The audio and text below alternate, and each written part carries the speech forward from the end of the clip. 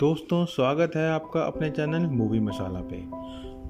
आज हम बात करेंगे 2022 में रिलीज हुई मूवी ललितम सुंदरम के बारे में। यह एक मलयालम फैमिली ड्रामा मूवी है। ललितम सुंदरम का हिंदी में अर्थ है सिंपल इज़ ब्यूटीफुल।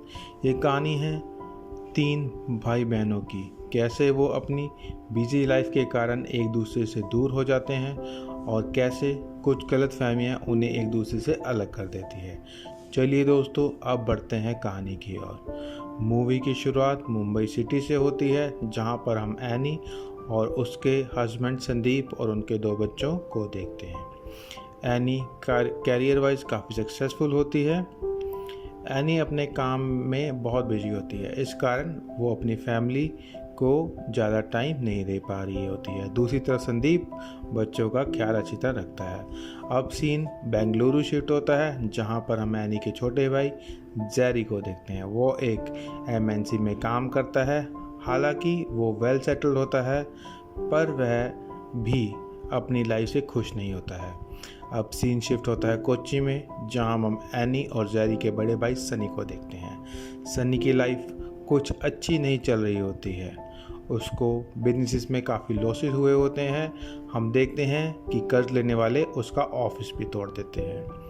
अब हम उन तीनों के पिता को देखते हैं और वो उन तीनों को अपने घर बुलाते हैं। दरअसल उनकी मां की बरसी होती है, जिसके लिए उनके पिता उन्हें बुलाते हैं और वो तीनों अपने गांव के लिए निकलते हैं।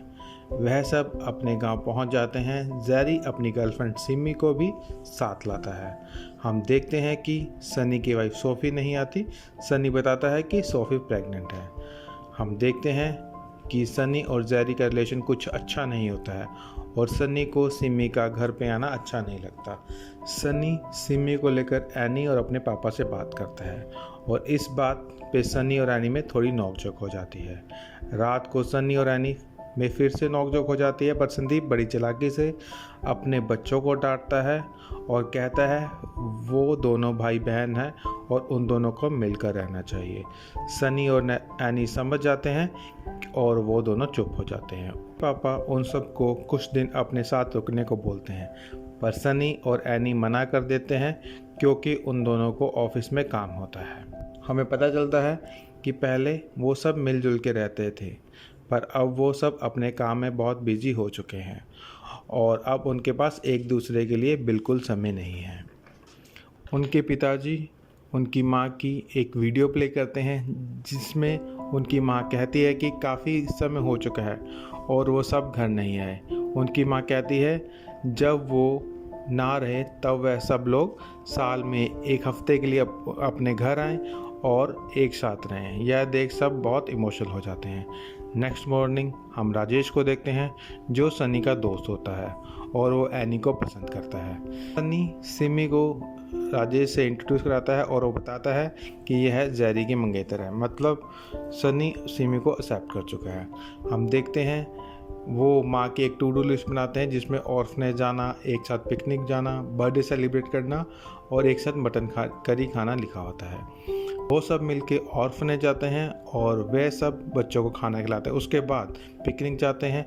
हम देखते हैं वो सब काफ़ी अच्छा समय एक साथ बिताते हैं। वो सब रात को एक साथ डिनर कर रहे होते हैं और जेरी बताता है कि सनी की वाइफ सोफ़ी उसको छोड़ के जा चुकी है और सनी का नया बिजनेस भी फ्लॉप हो चुका है। इस बात पे सनी और जेरी आपस में लड़ने लग जाते हैं और जेरी सनी पे हाथ उठा देता है और फिर से सब स्ट्रेस में आ जाते हैं।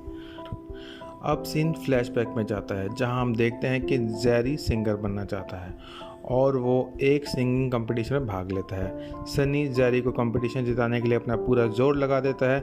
अब हम देखते हैं किसी बात पर एक जज जेरी को इंसल्ट कर देता है।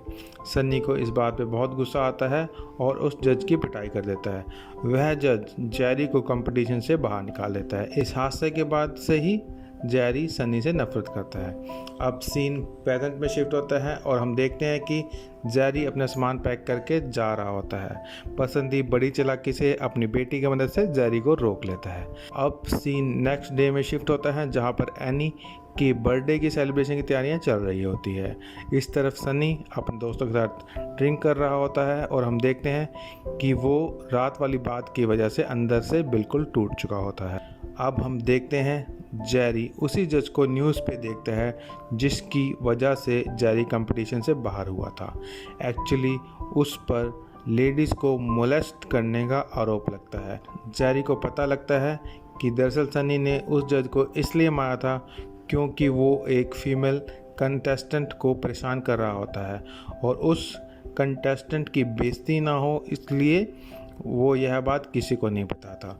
जेरी को अब समझ आ जाता है कि वो अपने बड़े भाई को कितना गलत समझता है, इसलिए वो यह बात किसी को नहीं बताता।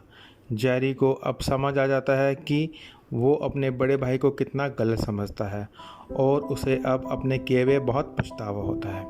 हम देखते हैं कि जेरी बहुत खुश होता है और वो बर्थडे पार्टी में गाना भी गाता है और सब लोग बहुत इंजॉय करते हैं।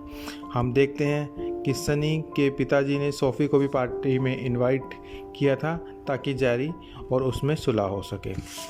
सभी लोग सनी को समझाने की कोशिश करते हैं। हमें पता लगता है कि सोफ़ी ने सनी के बच्चा भी अबॉर्ट किया था। सोफ़ी मानती है कि हाँ, इसमें उसकी गलती है। हम देखते हैं कि सनी इन सब से बहुत टूट जाता है और वो नशे में अपनी गाड़ी लेकर निकल जाता है। इधर एनी सोफ़ी की तरफदारी कर रही होती है। तभी संदीप कहता है कि हमें सनी को भी संभालना चाहिए।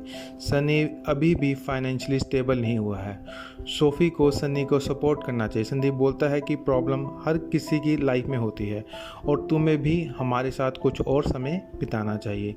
संदीप बोलता है कि पलक झपकते ही बच्चे बड़े हो जाएंगे और हमें पता भी नहीं लगेगा कि हमने क्या मिस किया है।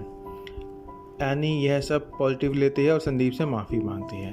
अब हम सनी को देखते हैं जो कि खड़े खड़े बेहोश हो जाता है।